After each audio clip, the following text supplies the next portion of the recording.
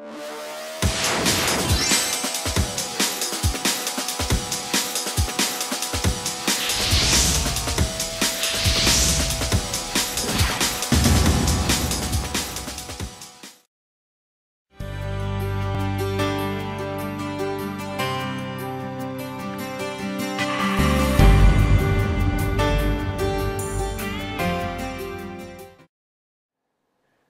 guys, welcome back.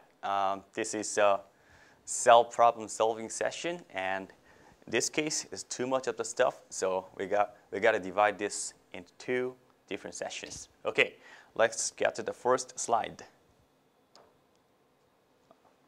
All right, did you pause? You got to pause. Remember the drill we did last time, right? So pause first. Okay, so synonym with the plasma membrane is, of course, cell membrane. It's too easy, right? And the DNA, or deoxyribonucleic acid, is the same as genetic information, right? So these two are the basic two criteria for something to be a cell or an organism.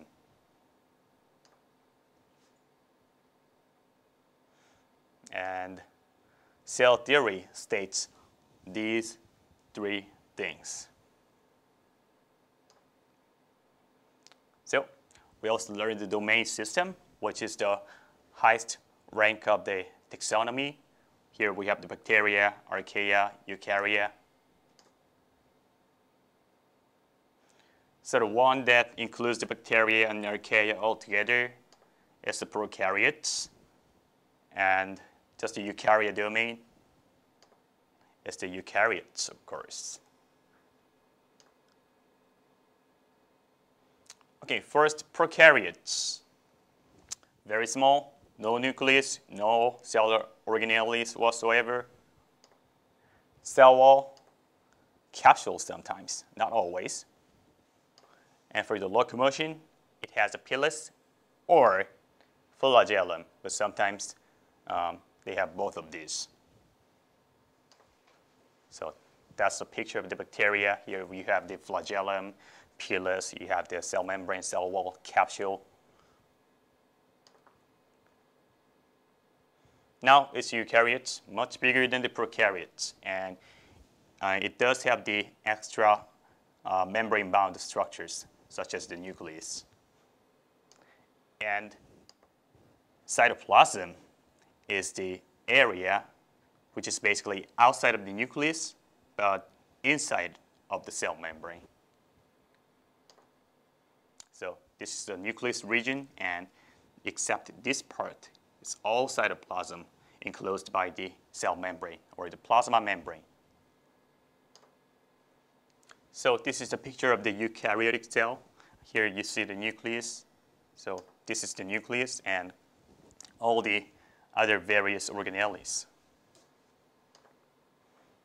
Okay, nucleus is the actual place where genetic materials or DNA is contained, and it's the largest or the densest structure of all. Okay, the same picture, this rough ER, this smooth ER. So rough ER looks rough because of the ribosomes, right? Because ribosomes are embedded, and rough ER is basically dotted with millions and millions of the ribosomes. That's why rough ER can synthesize the protein. And this one, detached from the nucleus, but also membrane-bound, and you see some vesicles. Of course, that's got to be Golgi body. And it modifies the protein, packages the protein into vesicles, and ship the protein to the different destinations. And this thing is the centrosome, and these two within the centrosome should be the centrioles. And they are responsible for creating the spindle fiber during the cell division. This is a picture of the plant where you can see the large vacuole.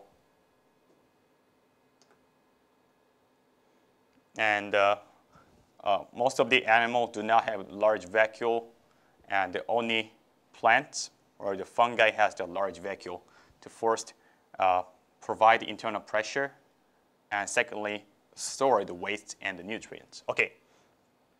Again, remember, most of the reason why animal cells do not have the vacuoles is because they have the other place or other mechanism that can store the nutrients. For example, animals can have the glycogen, which is the polymers of the glucose, right? So they do not have the, that's why they do not need the vacuole to store the food or the nutrients. And for the waste, they're constantly dumped out of the cells, unlike the plants. That's why they have relatively very petite vacuole compared to the large vacuole of the either plants or the fungi, okay?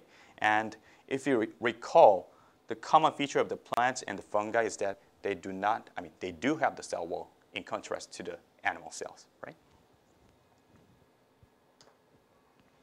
Okay, this is the mitochondria, double membrane, DNA, and it's called cellular power plants because it creates a lot of the ATP. This is the mitochondrial structure, outer membrane, inner membrane, matrix. Chloroplast also double membrane DNA, and it carries out the photosynthesis. Structure of the chloroplast, outer membrane, inner membrane, stroma, not the matrix, right? Stroma, and this each stack is called thylakoid. So for the mitochondria and the chloroplast, endosymbiotic theory is really important because of the presence of the double membrane in the DNA. We know the origin was prokaryotic cell. Okay, now we're going to get to the actual problem solving session, and make sure you solved all the problems before you watch this lecture, okay? Number 1, cell theory states all of the following except A, the basic unit of all living cells, right? Cell is the basic unit of all living cells, so this is correct. B, all living organisms are composed of the cells. This is correct, basically the same as the A. And the C, organisms can be either unicellular or the multicellular, right? So for the unicellular cells, it can be either prokaryotes and some eukaryotes, such as the amoeba or the paramecium, which is kind of the proteist, and the multicellular for the most of the eukaryotes. And D, cells arise from pre-existing cells. Entirely correct. E is wrong, so that's our answer because it says some simple prokaryotes can be assembled from pre-cellular components. So it sounds very plausible, but it's in direct opposition to the statement D, which is the correct statement of the cell theory, right? So this is entirely wrong.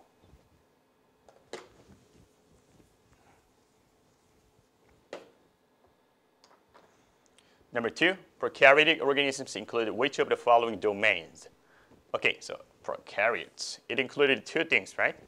Bacteria, archaea, right? So A and B, the answer is D.